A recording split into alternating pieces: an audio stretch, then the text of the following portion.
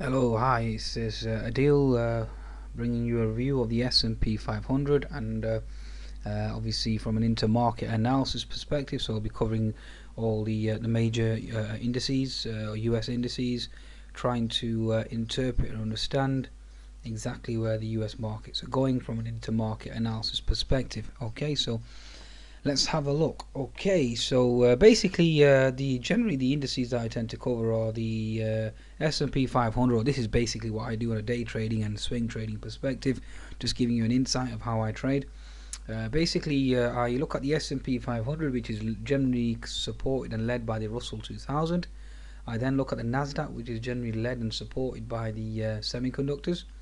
I then look at the Dow Jones, which is generally led and supported by the Dow Transportation Index. So they're generally the indices that I look at and try and see if I can come to some sort of conclusion as to what direction they're going. And generally, as intermarket analysis states, one indices or a direction confirms and negates another. Okay, so let's try and break this down. Okay, so let's start with the S&P 500. Let's go to a macro view, and then we can obviously make our way down. Okay, so what do we have here? So obviously on the weekends I generally start with a weekly chart. So what do we see on the weekly chart? We have got an inside bar. Okay, so the late sell-off on Friday, eventually we were obviously with 1883, 1882 on the futures. That's just the way they mess about with quadruple witching, etc., manipulate and mess about the market. So yes, so basically we were above the red candle, so we were going to negate it, create an outside bar, and obviously we create an inside bar, and that's just bearish consolidation. That's the way you can interpret for now on the weekly chart. Okay, so bear that in mind. Okay, with a bit of a topping tail as well. Now let's have a look at the daily chart. Daily chart, obviously topping tail. We sort of struggled at the 1883 level, so double top. We were obviously I was expecting a H&S formation, given the fact that if you look at the economic backdrop, just from a fundamental perspective, let's just ignore the technicals for now. Given the fact that 89% of the traders in the market generally are fundamental traders, and they couldn't care less about technical analysis. That's just the way the hot money works. They don't care about a chart. They'll call us, well, not us, because I don't class myself as just a technical trader, but they call the TA or technical traders witches. It's all voodoo, magic, etc. It's the fundamentals that confirm the economy. Okay, now obviously I am in that.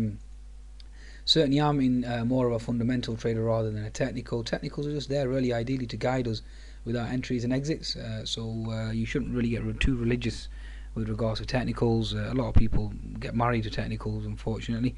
You have to be willing to obviously be flexible and divorce technicals when the time is right. Okay, so and that way you won't get caught with a fake out, obviously, generally when the markets reverse in the opposite direction after they've knocked out the stops. Okay, so let's have a look at the market then. Okay, again, so S&P 500, obviously the right shoulder negates the 75% rule.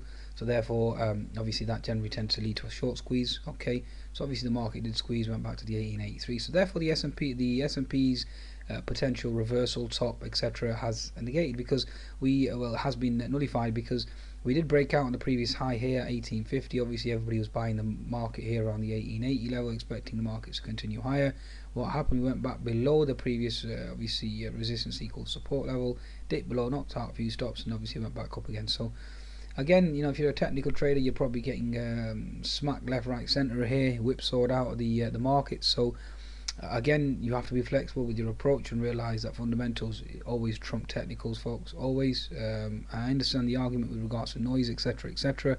But from an intermarket analysis perspective, you have to respect the news. Okay, the news flow is very important, and not just the news flow; it's the ability to differentiate and break and decipher the noise. Okay, decipher through the noise. So ignore the noise and respect for the market news for what it is. And again, fundamental analysis, I agree, is subjective science, just like technical analysis is a subjective science. I mean, you've got so many schools of thought now in technical analysis that it eventually cancels each other out.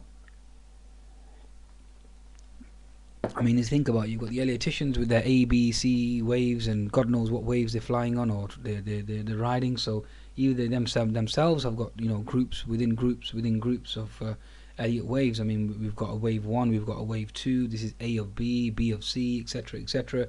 And the majority of them are, to be honest with you, sound confused themselves. So there's no conviction there. And then you've got the Gartley chaps, and you've got the chaps that are trading according to the moon cycles, and God knows what's happening out there. Okay, so and it's not even it's just ridiculous. I mean, to be honest with you, but at the end of the day, price action is price action. Respect price action for what it is. Go back to basics, support, resistance.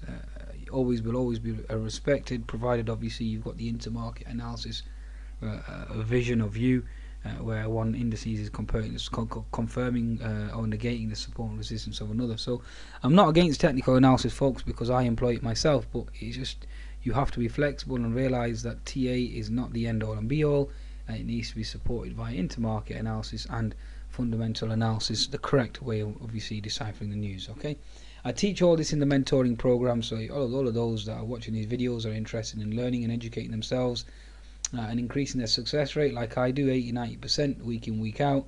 Last week 240 points in a live analysis service, 400 points in a fundamental analysis service. So, and I've been doing that for 8 or 9 years. It's not just today. I've been here for a long time, and I'll be here for a long time too.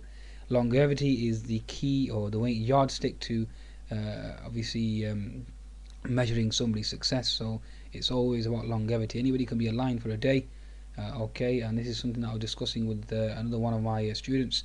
We were discussing the fact that he'd been a tortoise, and obviously trying to take on it too much risk, and obviously the markets went against him, etc., etc. In order to succeed in this game, or should we say, he was being a hare. In order to succeed, you have to be a tortoise. So bear that in mind. Okay, so always think of the hare and the tortoise. Anybody who attempts to be a hare and tries to over leverage and get excited, etc., etc., and not respect their risk management, and not adhere to good trade management and money management, etc., then you're just being a hare. You're trying to speed things up. You have to be a tortoise in order to succeed. So always bear that in mind. Okay, so with regards to the S&P then, so I've just digressed there. I always digress, unfortunately. I need to focus and try and keep these videos as short as I can. Okay, so let's quickly go back to the S&P. So just looking at the backdrop, so at the right shoulder, which obviously has been negated now because it's exceeded 75% and we hit double top at the 1880 region. The right shoulder was basically supported from a fundamental perspective. Why? Because you had China obviously under pressure with regards to its debt concerns. You've had the Ukraine-Russian standoff. Obviously, again, you've got the North Korean troubles brewing there. Okay, so I add all those factors in, adding the fact that Miss Yellen obviously made the blunder of the 6 months. Obviously, that caused the dollar to spike and the yields to rise, etc., etc., expecting her interest rates to rise as well. So all those factors, if you add them in, and adding the fact that you got emerging market concerns as well, obviously with regards to Mr. Putin invading Ukraine, etc., etc. So the fundamental backdrop was very, very of a risk-off nature, because there was uncertainty and fear, etc., etc.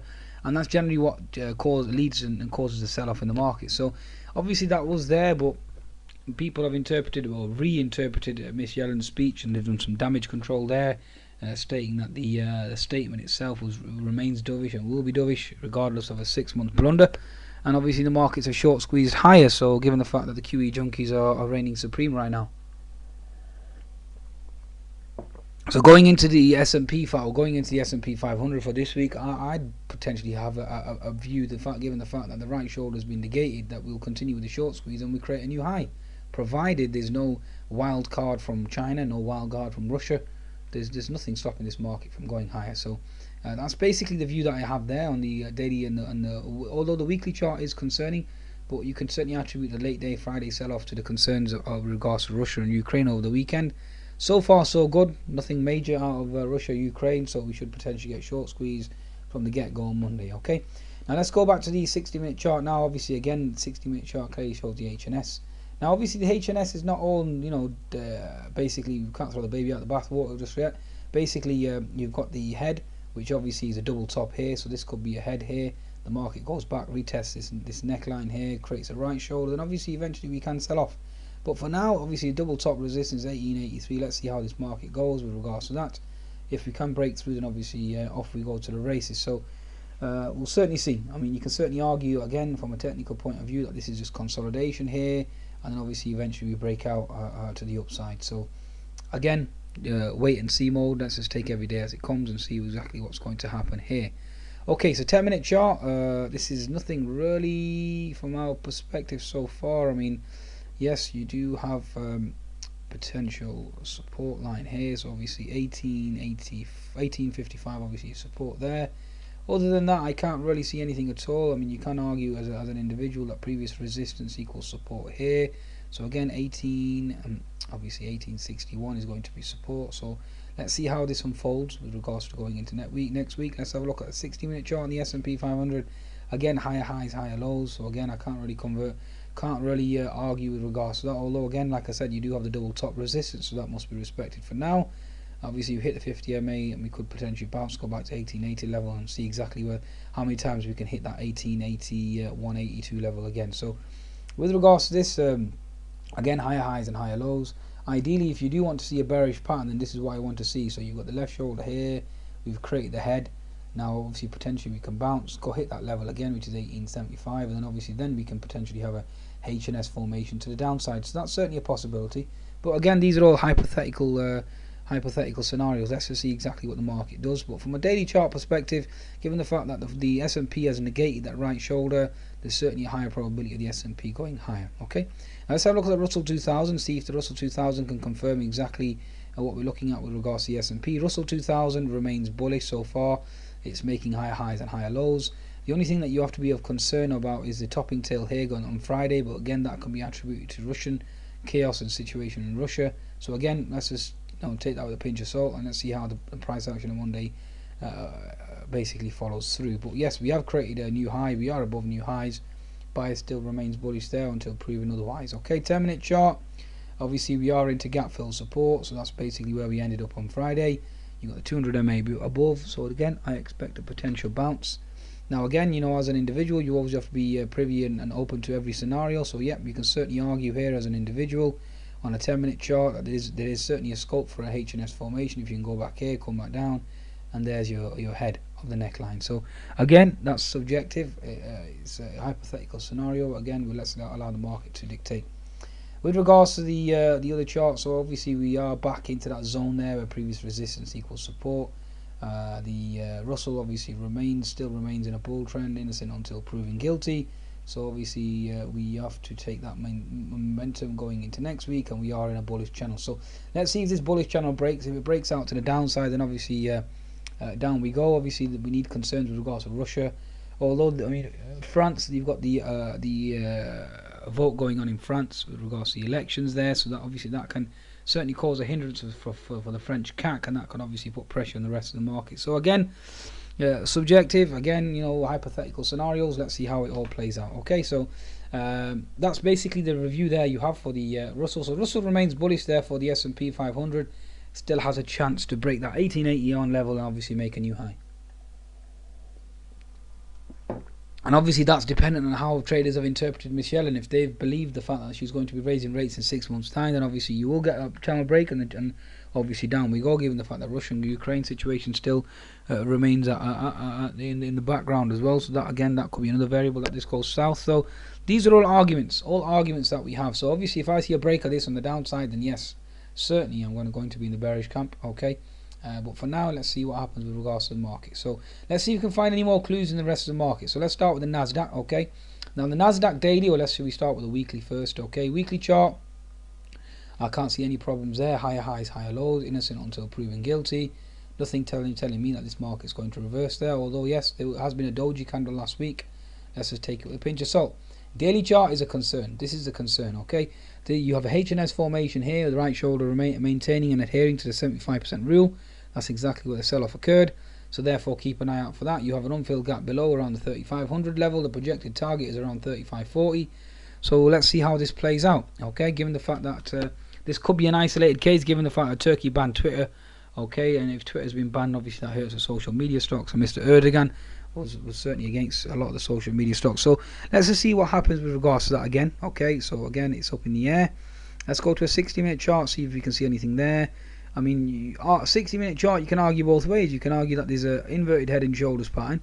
Okay, and that's something that we need to keep an eye out for. But again, an inverted head and shoulders pattern at the top of the market is not exactly a bullish signal, although it is a continuation pattern. Okay, so we'll see with regards to that. Only concern with regards to Nasdaq is when we go to a 10-minute chart. You've got an unfilled gap below, so you need to close that gap. Once we close the gap, then obviously there's no hindrance with regards to the markets going higher. So although you do have a H&S formation as well, so the head is 3720, you've got the neckline at 3670.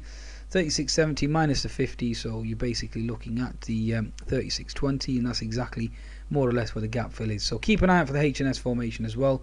And obviously the gap fill level around the 36.28 level, yeah, 36.28. So that's certainly a hindrance. I mean, that's acting like a magnet for price action, so that it wants to close. So keep an eye on that. Okay, and it's a shame really, because I had a short on the Nasdaq on Friday. My stop loss was 3717. I got stopped out and the market reversed and went exactly down to target. So that was very frustrating for me, to be honest with you, because obviously the triple witching, quadruple witching that took place, they were messing about, manipulating the market. So that's certainly a concern, okay, with regards to going forward. So 60-minute chart, obviously you've already seen. Daily chart remains a concern. So that's the only variable. Well, one of the biggest concerns for me really is the Nasdaq, given the fact that it has a H&S formation, and if the Nasdaq is coming to an end, that generally is very sensitive to growth, etc., etc.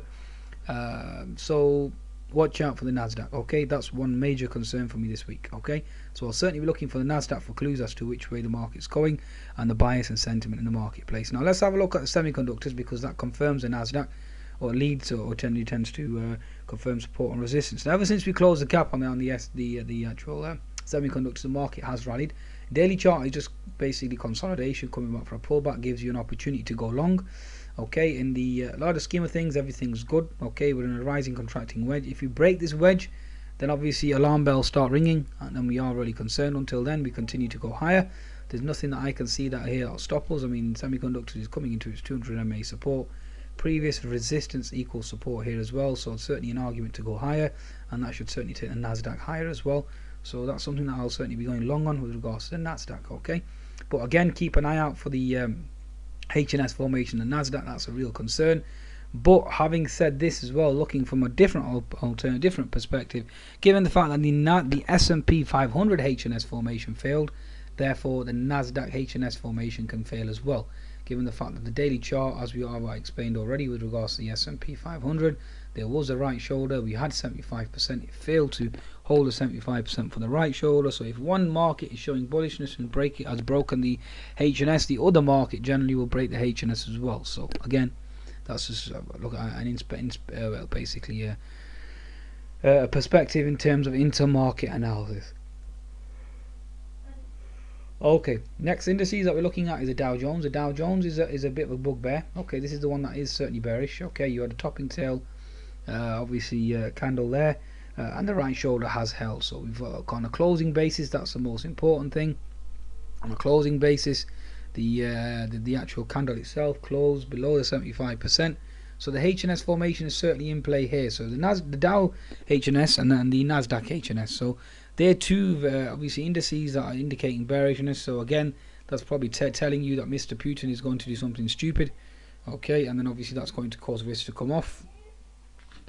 Or Miss Yellen could do something stupid like a 6-month remark again, not knowing what she's uttering, and the markets could slide again. So that's something that I'm certainly open to. Okay, that's not something I'm going to argue against. That's something certainly I'm open to, and let's see exactly how it plays out. Given the fact that the markets have ignored every bearish news so far, and given the fact that the QE junkies certainly seem to be in control in Yankland, okay, I won't pass it by them for them to break and make a new high. So again, that's a concern. So let's just see exactly what happens come Monday's trading or Sunday night's trading, and see exactly how these futures gap up or gap down. Okay, so with regards to that, yep, certainly, like I said, you've got a potential there for H&S, and again, we'll see exactly how this plays out. So let's have a look at the Dow Transports now, see if we can gain anything there. Dow Transports at the moment, we are at double top. Now, one thing about the Dow Transports is, given the fact that obviously on a weekly chart, it's a bull flag, a daily chart is a double top pattern, so something that we need to keep an eye out for. But given the fact that obviously the rest of the markets have slid, European markets have slid, and the Dow Transportation has remained at lofty heights and just consolidating, that's obviously a bullish sign. So this could just may well be ready for a potential breakout, given the fact that it's been consolidated now since the 7th of March. So it's been quite a few days now. So again, let's see what happens with regards to this 60-minute chart. At the moment, you certainly have an argument there for a H&S formation. There's your head, okay, and so your neckline, so your left shoulder, head, neckline, head, and then down we go. So again, that's certainly an argument with regards to the US market. So let's give it some time, let's see how they react, and then I'll just take it from there, from that perspective. So that's basically all the indices so far. Okay, so there are a lot of confusing signals there with regards to the Nasdaq and the Dow H&S formations, but yet the S&P has failed its H&S. So that was a bit of a confusing one for me as well with regards to Friday, why the markets were gapping higher so strongly, and obviously the cash market sold off into the close. So a bit of a conundrum. That's something that I'll have to work on, try and work out exactly what's happening with regards to this. So there's some definitely mixed signals there, definitely mixed signals. Now, given the fact that the Nasdaq, or should I say the DAX, given the fact that the DAX is quite highly correlated, especially with the Nasdaq, that's generally an area. Now that obviously is into gap fill resistance. So if that's into gap fill resistance and Nasdaq has got H&S, then them two certainly support the argument of them going lower. But again, given the fact that my analysis in the FTSE 100 stated that we were going higher, there's a lot of confusing signals again. Okay, so from my perspective, that's basically what we're looking at, and obviously 6475 may well be tested come into Sunday night stroke Monday's trading. So again, we have to take everything with a pinch of salt and see exactly how this market trades. Okay, so there's no real clear picture with regards to the S&P, to be honest with you. Only argument is obviously, like I said, the right shoulder's been negated. We short squeezed higher, and there's a high probability of us continue to go higher as well.